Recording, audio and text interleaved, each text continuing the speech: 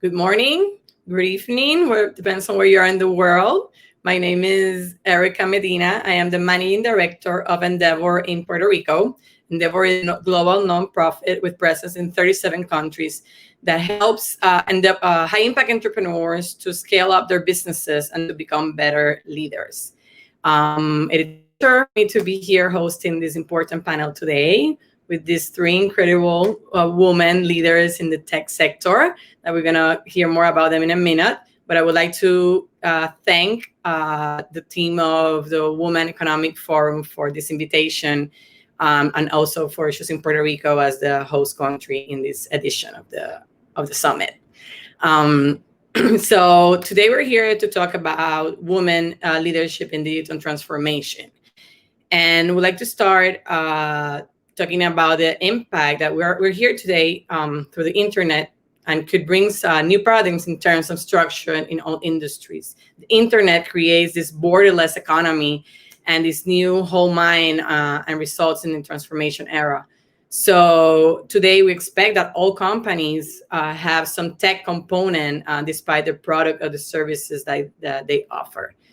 And recent years has shown an increase in women leadership across different sectors, but women continue to experience barriers and fewer opportunities from the advancement that men, particularly in the information and communication technology sectors.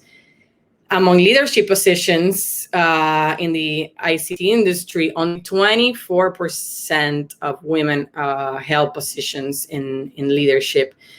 And according to data by the World Economic Forum, less than a third of the female students choose to study higher education courses in subjects like math and engineering, resulting in women being underrepresented in the STEM related fields in general. Therefore, today we would like to have a conversation with our fellow panelists that are leaders and disruptors of this sector to learn how they were able to enter and grow their career in ICT by transforming companies, markets, and mindsets, and share some ideas on how to inspire other women to follow and aspire leadership positions in technology. We will get a global perspective from panelists from Australia, Jordan, the US, and myself from the Caribbean. And I would like to invite you all to introduce yourself so we can learn a little bit about you and your career and why you have been invited to this important panel. So Kim, would you like to start? Sure, happy to. So hello, everyone. I'm Kim Chandler McDonald, and I'm the co-founder and CEO of Flat World Integration Pty Limited, which is a deep tech firm leading the way with the Flat World, which is an industrial grade, next generation interoperable platform. And I will say that, Erica, you mentioned essentially the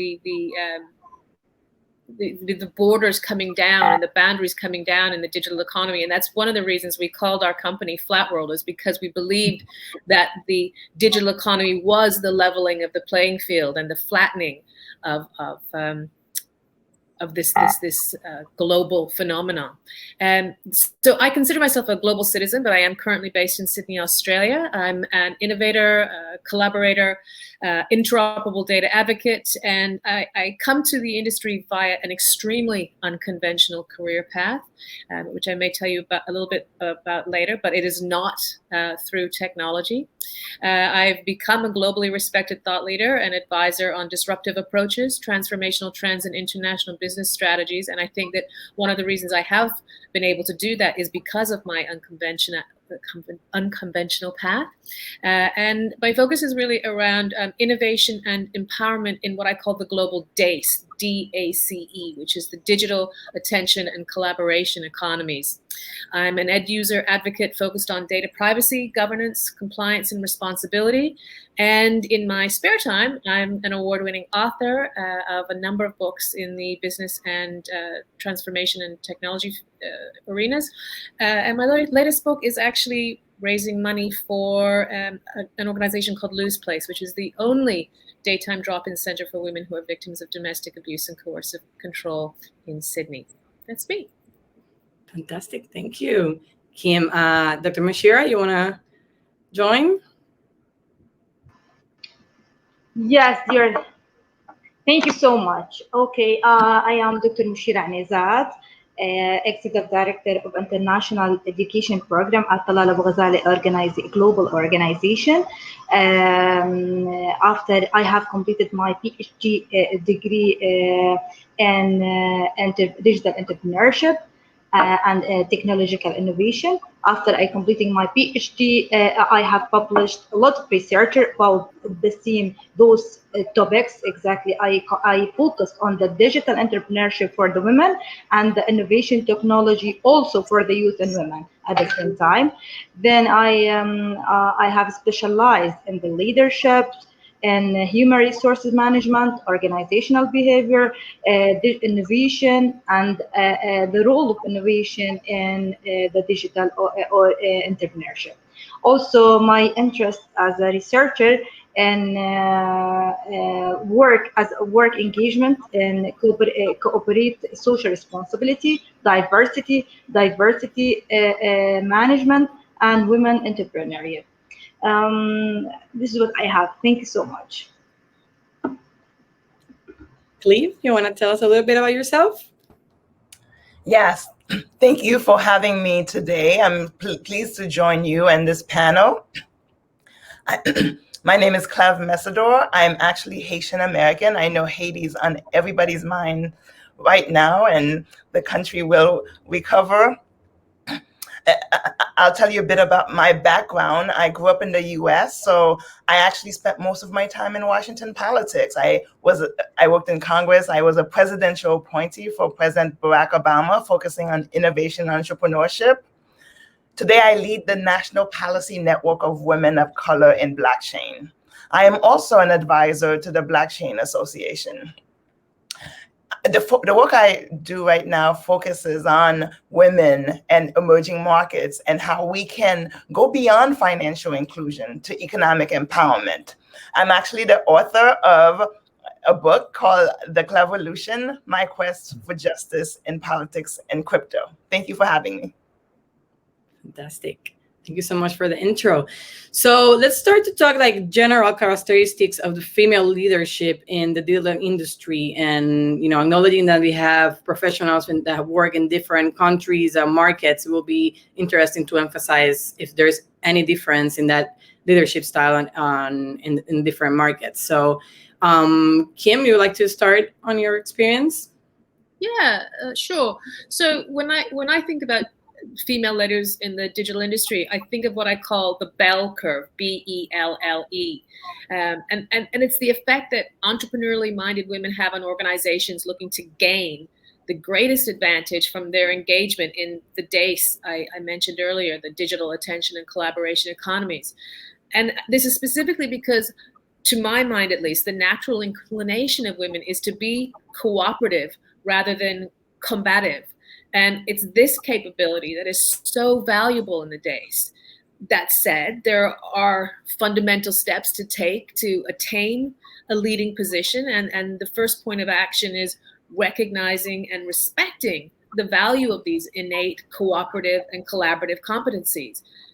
And this recognition and respect must come from the individual first. If you don't value your own skills, it's highly unlikely that anyone else will value them either.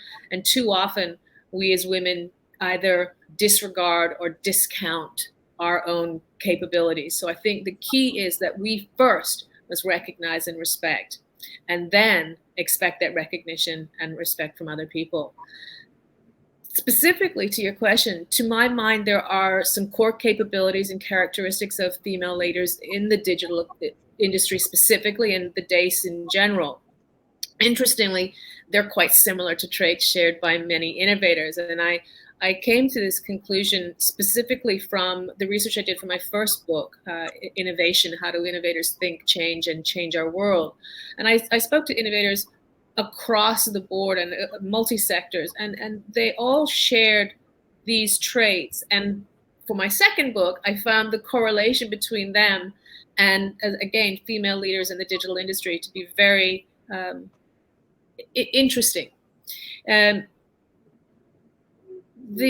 capabilities that I found were a determination to do better.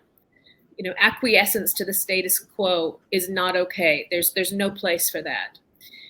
A willingness to listen to and learn from others who have diverse areas of expertise and experience. An openness to communicate both with others in your same department or organization, but also to form connections outside of company walls. Fourth, encouraging an open sharing of strategically useful information that can be discussed at all levels of the organization. And fifth, and perhaps most importantly, an understanding that flexibility is imperative. So the fact that we as women have these capabilities almost in our DNA, I think gives us a head start in the digital economy, in the days. And what is missing, I think, is recognition and recompense for that. Thank you. Yeah. Recognition, definitely. Is there something you would like to add on your experience in digital transformation, Dr. Moshira, especially working on your region? Yes, thank you so much, dear. First of all, my congratulations on the fine conference you organized. It's really rich in content and valuable, and creating better understanding of the issues that were discussed. I'm really grateful that you asked me to join and for giving me the opportunity to talk about women leadership and digital transformation. I would like to highlight the importance of this conference and the issue of women leadership and digital transformation in the context of the present worldwide issues. So as you know that in today's world, women may not always realize their potential, and once unleashed, they have a direct route to success when they find themselves in leadership role. Their capability and abilities are undeniable. However, it's simple to claim this, so that establishes the need of outline multiple benefit women can bring to leadership role. I want just to shed the light on it's time for the world to recognize the benefit of the women leadership in digital transformation and commit to placing even more women in positions of power. Women are powerful agents of change and far-reaching benefit of diversity and gender parity in leadership and decision making are increasingly recognized in the all spheres. So still women continue to be vastly underrepresented in decision making in the information technology, industry, politics, business, and communities. So we should start by aiming to increase women leadership in digital transformation, since women account for only 16% of seniors leadership and information technology industry, while 3% of our CEOs and 20% are CFOs. This is according to the Credit Suisse in 2020. So women, I think honestly, women are ready for the digital transformation, and the digital transformation led to change in most every organization. Many new chances and opportunities arise, but only for companies which know how fast they need to adapt. Women are well prepared for the digital future. They have the personal and professional skills that are needed to succeed in digital surrounding and have strong focus in communication and networking, especially here in Jordan. I have a lot of successful stories here from the Jordanian women who live in the urban places. They work on their self. They start to take training courses to own and build their self digitally, so they feel comfortable with the new technologies, trust data, and their analysis, and and are willing to invest into innovative cooperation to enlarge their success. So I think still we must not forget the most crucial part is to find, explore, and develop competencies and talent independent from the gender or original. So I think let me just shed the light on a report by McKinsey Company and throughout the UK, talking about greater gender diversity on the senior executive team corresponding to the highest performance uplift in their data set. For every 10% increase in gender diversity, earning before interest and taxes rose by glaring 3.5%. From this data, we can uncover that women leaders have a key measurable impact on an organization's bottom line. So when women become leaders in a digital transformation, we have two plus. So they provide a different set of skills, imaginative perspectives, and importantly, structural and cultural differences that drive effective solution. So, and bringing creative standpoints, new sense of awareness will also follow to unplug the finer details that may go unmissed from the naked eyes. Okay, so I think the technological revolution is affecting us all and is reshaping the way we live at work. Many organizations have undertaken or are the process of undertaking a digital transformation. Those changes bring deeper shift in attitude and behavior as well as ways of working. Also, I want also please to give me a time to shed the light also on the gender equality is on a fundamental consideration amidst this change. Gender equality is not only a basic human rights, but is also key of to building a perspective modern organization. So the diversity of thought and experience that is fully inclusive workforce brings inevitably increases performance and enhances organization culture. With this in mind, it is worrying to see the reality of digital gender inequality. This is evident and data released by the OECD, which reveals that in some parts of Europe, only 50% of women are internet users, compared with 68% of their male equivalents.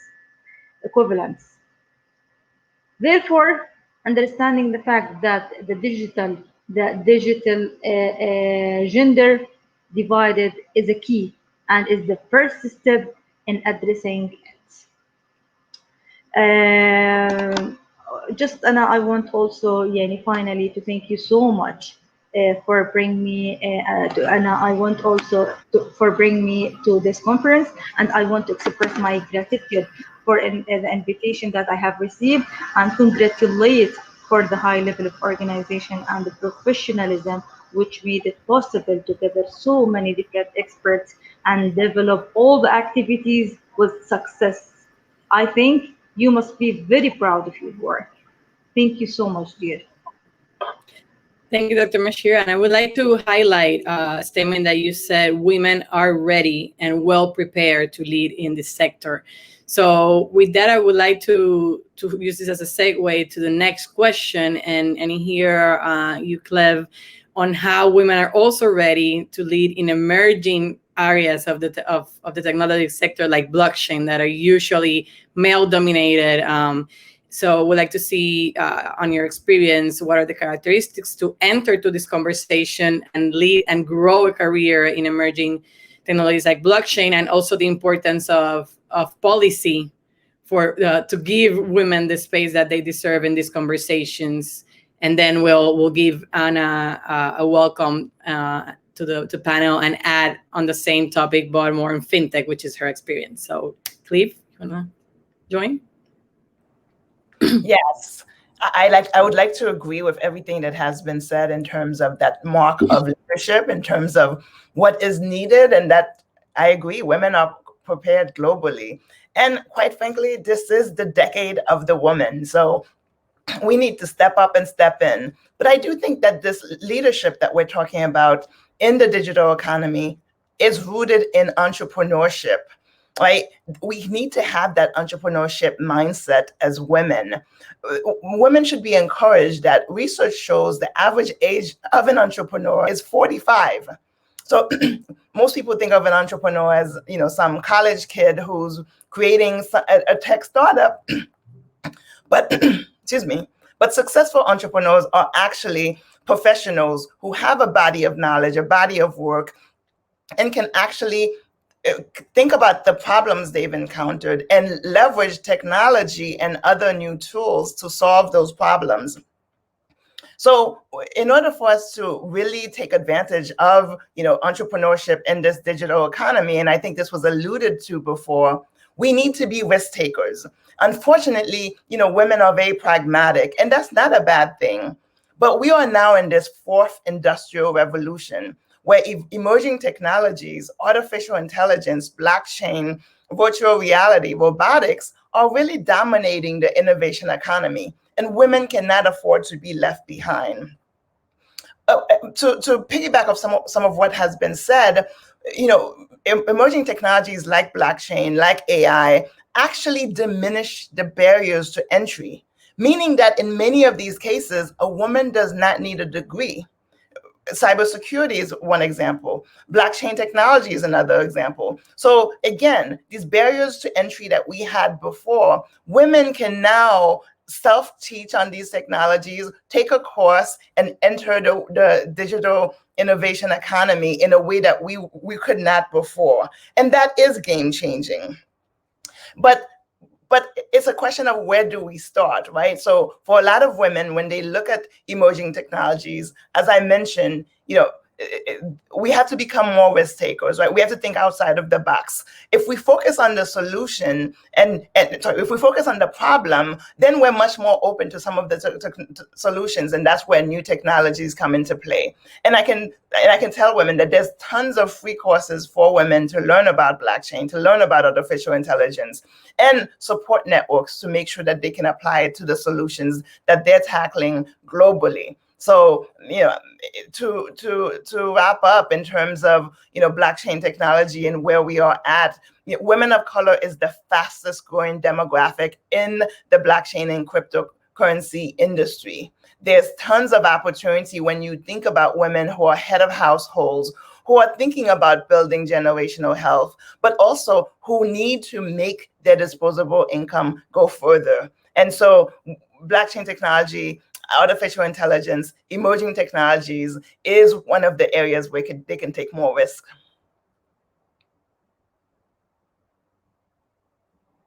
Policy making and the importance of these in our governments in order to move the agenda for women. Oh, Cliff, I think you're on mute. Oh, yeah. If you want to add a little bit about your experience on policy making in this space. Yes. So as I mentioned earlier, I was a presidential appointee for President Obama. I worked in Congress. Today, my focus in blockchain is actually around public policy. I work with members of Congress so that they can see that people who look like them, people who live in their congressional districts, are building on the technology. So as they're making policy, that they're not just holding large companies accountable. So the policy making conversations that I want to have focus on financial literacy, right? FinTech for disadvantaged communities. So policy making at all levels, whether it be at the local level, state level, or even federal or national level, is important when you look at emerging markets. During the Obama administration, President Obama came into office right after the 2008 financial crisis. And we knew that we could not just talk about job creation and economic development. We had to infuse innovation and entrepreneurship into the conversation because that's where we were going. It was the responsibility of our administration. And today, when you look at globally, when you look at, the IMF, the G7, who are thinking about, the way that blockchain technology is disrupting their state economies, and also looking at things like central bank digital currencies, they are concerned, but they know that they have to make decisions to accommodate not just their constituents and their residents, but entrepreneurs who want to innovate right at home and who are actually in a position to grow these economies across the world that may be, stagnant. So public policy is extremely, extremely important. But I will say that, women across the world, we need to drive that policy. Unfortunately, across the world, even in the US, where I live, most of the policymakers are, white males or, males in their 60s and 70s, right? So in order for them to change their thinking, they need to see us, they need to hear us. So one of the things I do is I bring women of color in blockchain to Washington to meet with the Congressional Black Caucus, to meet with the Congressional Hispanic Caucus, to meet with the Asian Pacific American Caucus. Because if they don't hear from us, the policies that they're making will actually not be tailored to our needs. Fantastic. Ana, bienvenida. Please, I would love to hear on that same topic about your experience from the corporate world and how you've been able to enter to a specific space like fintech and grow as a female leader in that corporate space. And please also, if you can make a quick introduction about yourself. Sure. First of all, thank you for the invitation to the Women Economic Forum and all these panelists. It's a pleasure for me to share this space with you, ladies. My background is in economics and finance, and I had the opportunity to study at MIT, a master like a couple of years ago, and where I was working closely with blockchain technology, AI projects, and machine learning initiatives at MIT. And being at MIT, I was able to see firsthand how all of these technologies were shaping the new world in finance, right? Like not only fintech as you used to know initially, but everything around cryptocurrencies and new technologies involving the management of finance. So after my graduate, I got into this technology company, and when we were able to be closer with financial institutions in Latin America, working in those digital transformation. And after that, I came to LLA to lead the digital transformation strategy value area. And here I've been able to see firsthand how corporations are moving in this transformational digital transformation area, and starting to understand how fintech initiatives could help their business lines. It's not longer the traditional business functions that they had, but it's like, okay, how can fintech initiatives bring new revenue for the companies? And I've been, I recently joined this corporation, but I've been able to see how women in the company are leading those initiatives, and then how their opinion matter in terms of how the structure of the teams, how to structure the initiatives, how to structure ideas. And as we were hearing before, it's important to have this women perspective in shaping this new business structure. And so that's kind of a wrap up of who I am and the answer to your question, Erica. Thank you, Ana. We have touched a little bit about this subject, but I would like to continue the conversation on the importance of education, not only at a university level, but definitely in other, starting as early as possible to inject that bug of STEM in females. So Kim and Dr. Moshira, would you like to talk on that subject particularly? Sure. If you don't mind, I would just like to. Oh, quickly, right. I would just like to add a quick comment with regards to your most recent question. And I want to speak to it from a perspective of a board member in general, as a board member of the Paris-based Cybersecurity Advisors Network, and specifically as a board member of Women in AI in Australia and New Zealand. Mm-hmm. And in general, I want to say that the need for diversity of experience, expertise, and engagement in technology is critical. And the dominance of, well, clever as you would say, the dominance of the male, pale, and stale is no longer tenable. But I want to comment specifically on the AI sector, because I think it is incredibly important. Given the increasing influence that AI is having on our societies and therefore our individual lives, it is above and beyond time that there is an escalation in the number of women within the industry to increase its potential for positive transformational change. As AI changes the face of society, so too women can have the power to change the face of AI. And in fact, to my mind, women who are imperative, well, they are imperative in bringing clarity, capacity, and empathy and possibilities to the AI industry, and therefore to the industry sectors and organizations increasingly reliant upon AI's current capabilities and future promise. And if we don't do that, then we are really in danger of locking ourselves into a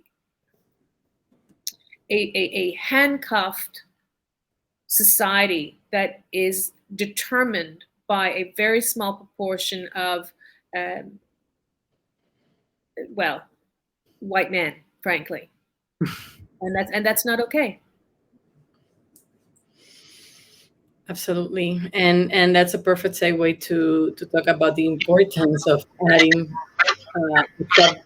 AI in education, especially as early as possible in the minds and the lives of girls and women, right?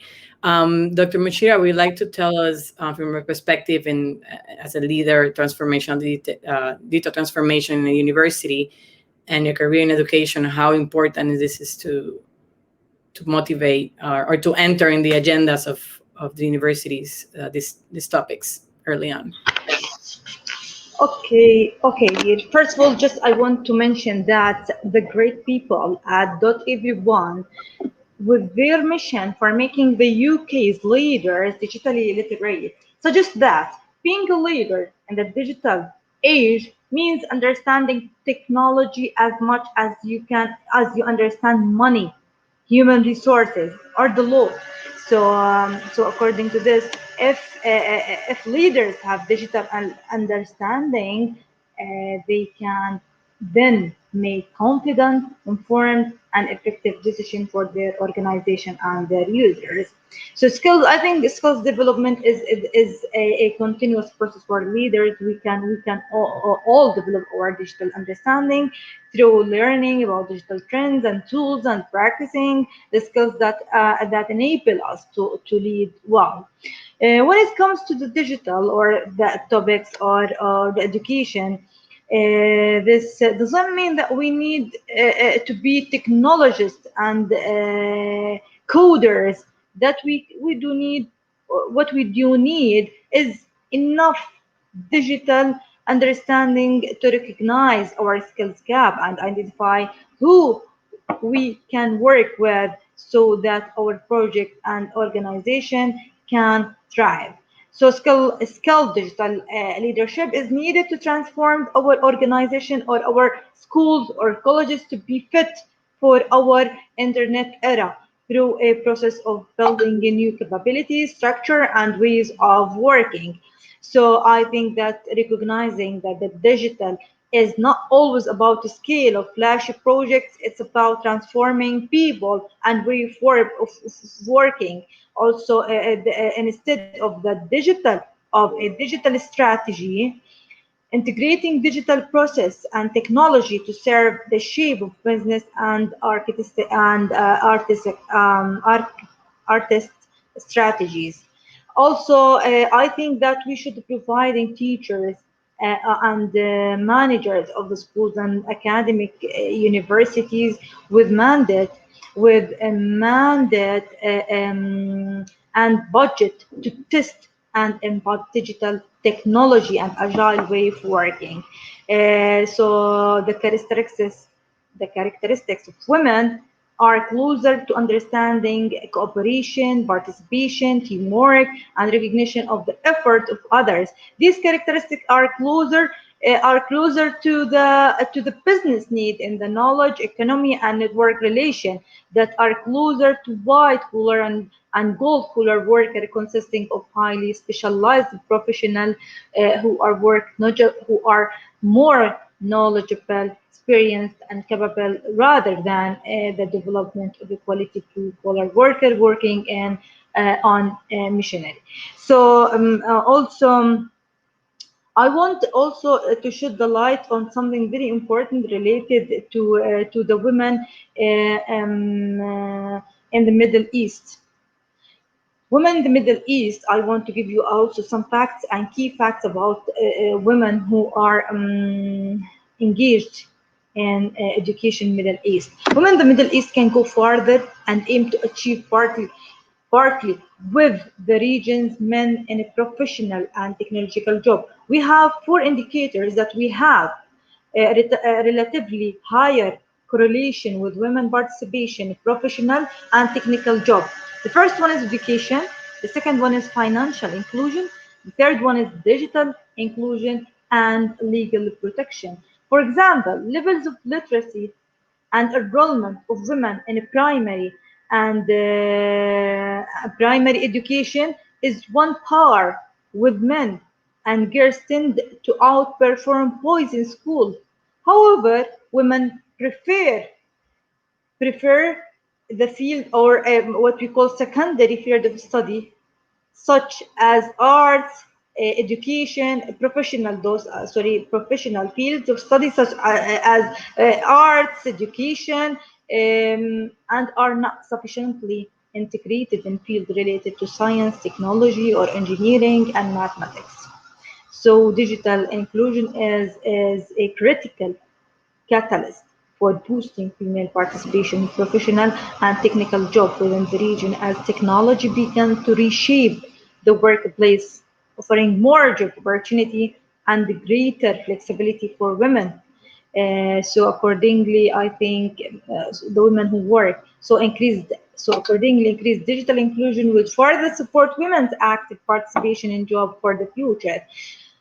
Also, high inequalities persist, most notably in legal protection and financial inclusion, with significant number of women remaining unbanked. Introducing new legal framework is one of the most important enabler for ending the gender-based inequalities in the Middle East region.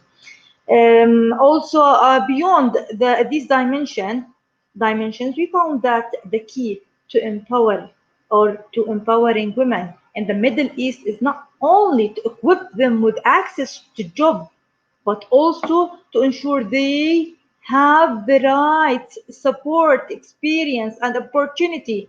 Once they are working, personal grit and supportive environment play a critical role. So we are here also try to make a training workshop for the women to build their capability and to introduce them for the society in different roles. Thank you.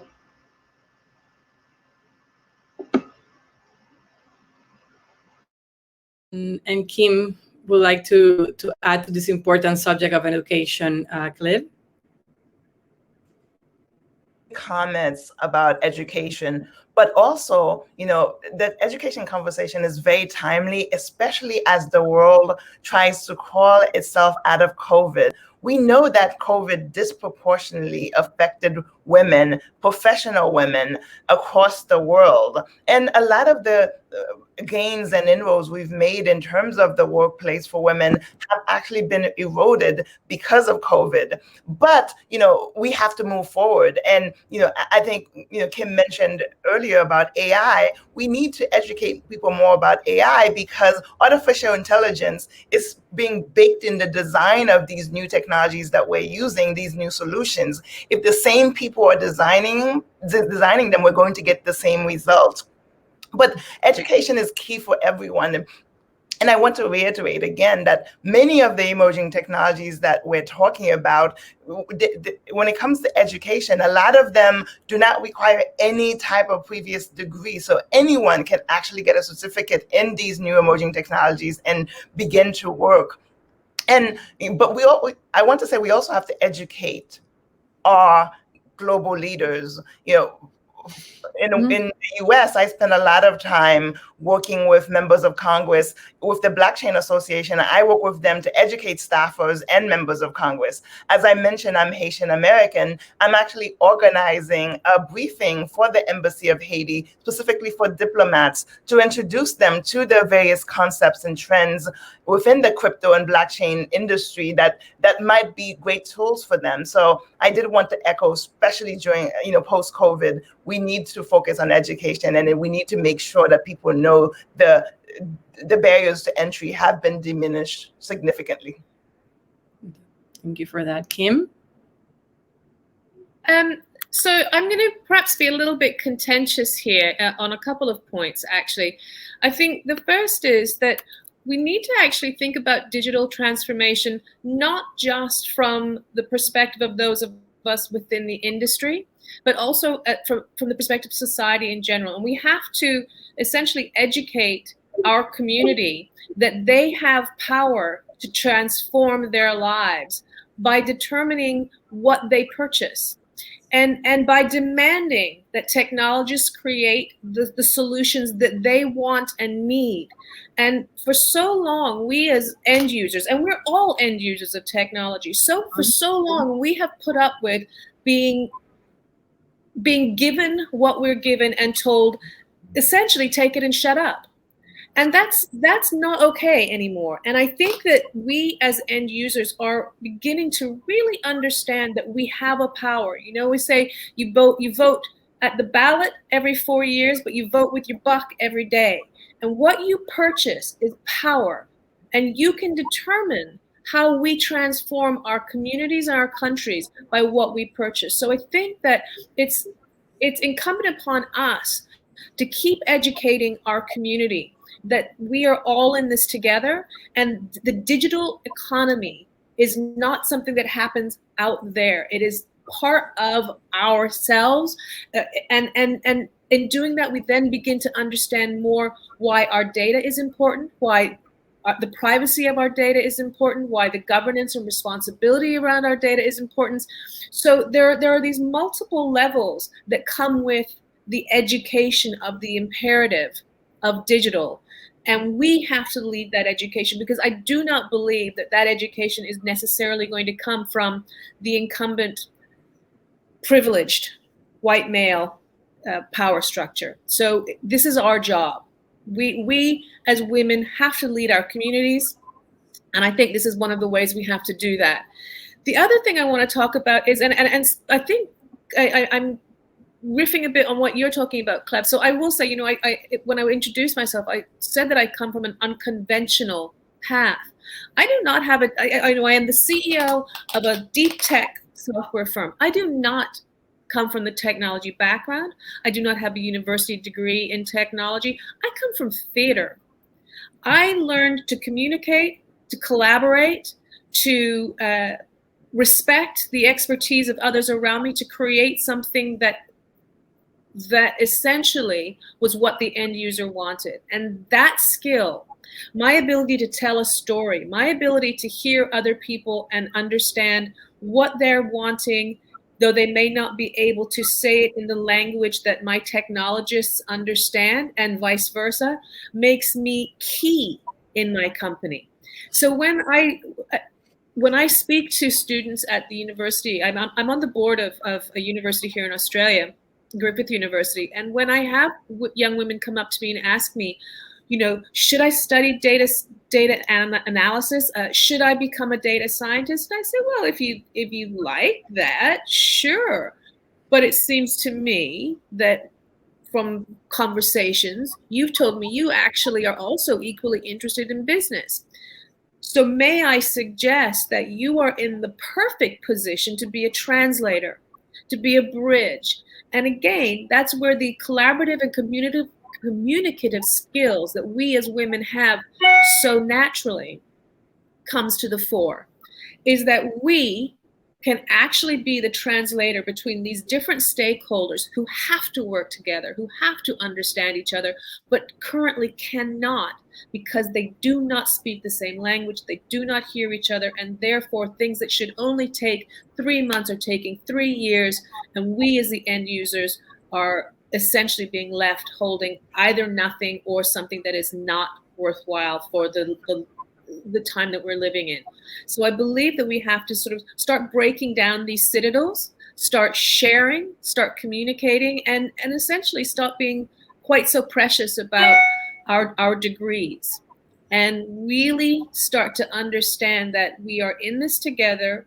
This digital economy that we live in is something that we all have to work very hard to ensure does not essentially explode in our hands, and I believe that it's our job as women to take the reins on this. Thank you. Absolutely. I think that comment you mentioned about having the power to make decisions and having the power to take action towards purchasing and towards what we share and what we communicate, so important. It's definitely about the things that have changed with this digital transformation. But it also becomes sometimes a barrier, how to use that power and how to use that access in order to grow in such a sector like technology, both in the corporate world, in our own personal lives, or even in government. So I don't know, Anna, if you want to tell us a little bit about what do you think are those barriers holding back the next wave of female digital leaders across the different markets that you have experienced, especially in your case in Latin America? Thanks. Yeah, I think one of the first barriers that I can share here, what I've seen is unconscious bias. I think there is a very male-dominated environment, especially in Latin America, in positions of power. So when women come to the table with ideas, some of those men think of them as their daughters, as their little sisters, as their moms. And there is like this unconscious bias in which the messenger is being, the messenger is a woman, and then the message is not necessarily listened very clear because there is a bias of listening to her differently. So I think it's very hard to fight those unconscious bias, because we as women have to do that work with our partners, with our friends, with everyone, and it's like as Kim was mentioning, it's a daily basis work that we have to work with.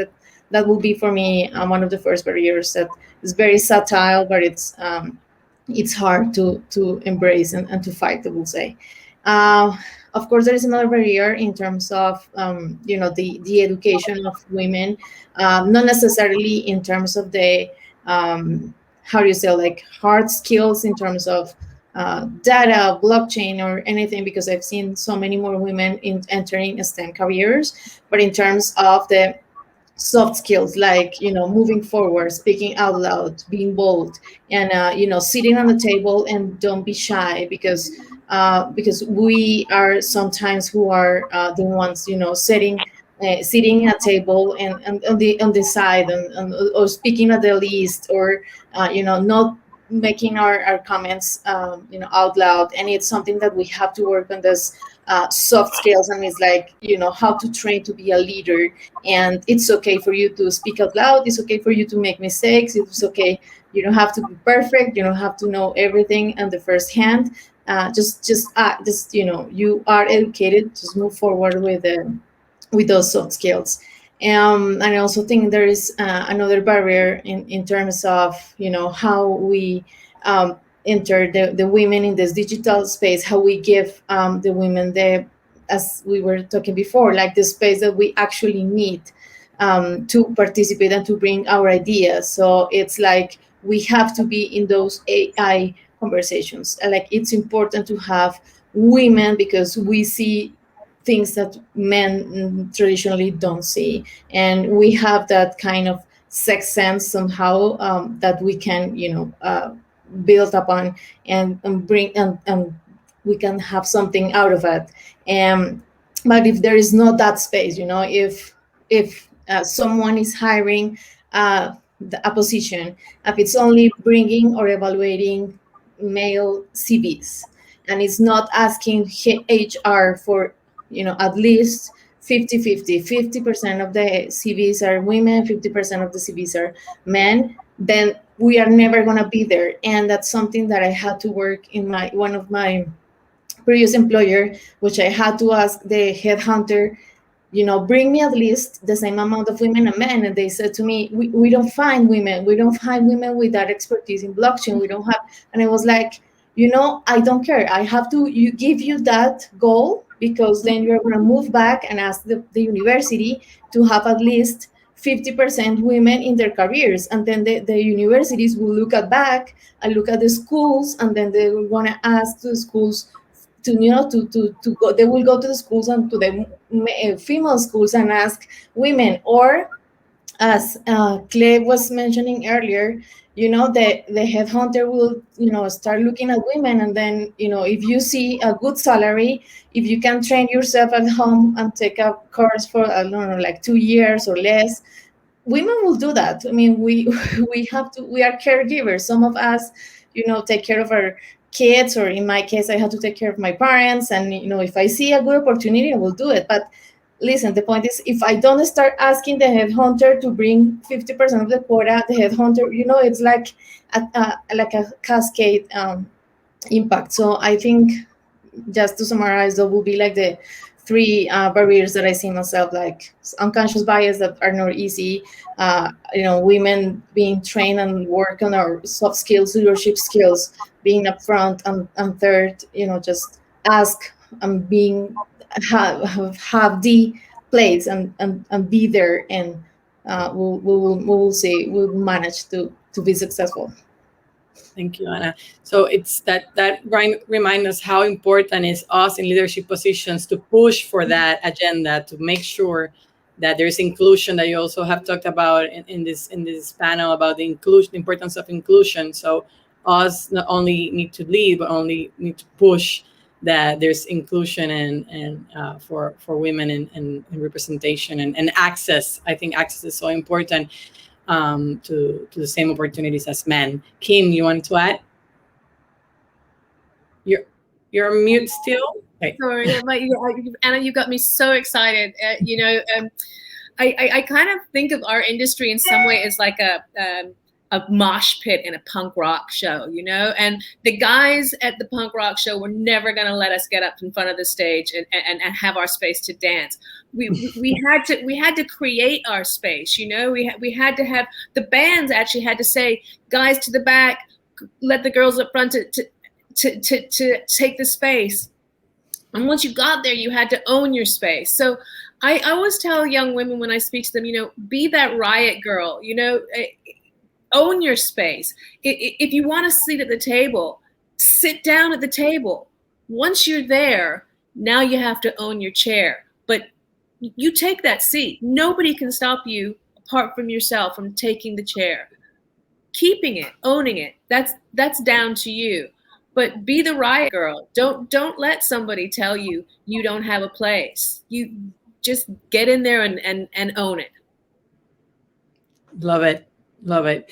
I think this is a great subject to wrap up our conversation today. So we'd love to hear some thoughts, Dr. Moshira, on this particular inspirational motive of go for it and own your place and on the table. And then we'll wrap up with Clev.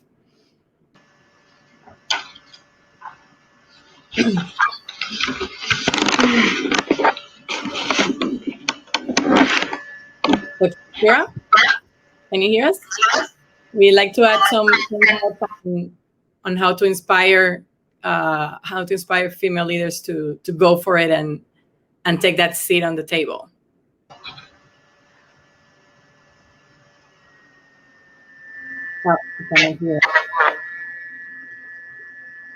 We almost finished the panel without technical difficulties. Almost. Until we fix that, Clev, we'd like to wrap up. Yes, yes. I think take more risks, women, agree. We have to take that seat at the table. Often that seat is there and we're saying, oh, should I take it? And Kim is right. We have to own it. And once we get there, and I want to reiterate something Dr. Moshier talked about in her talk, financial inclusion. 1.7 billion people across the world are unbanked, underbanked, and have never had access to the financial system. Many of those people are women. This is our chance, right? We have to take the reins. We're pragmatic.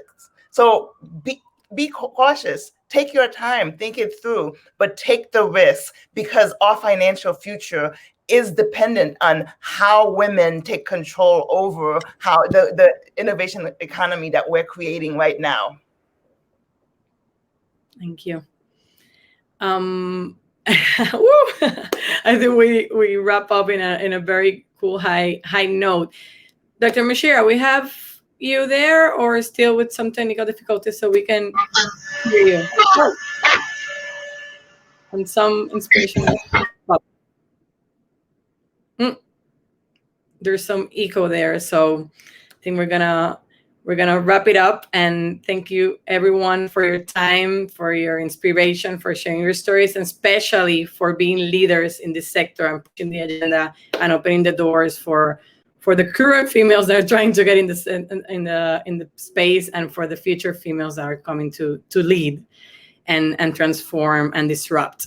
So thank you to the audience that it's connected, and I hope you enjoyed this conversation. And it was my honor to be here with you all and meet you all across the world, a borderless world here. Have a great rest of the day, everyone. Thank you. Bye.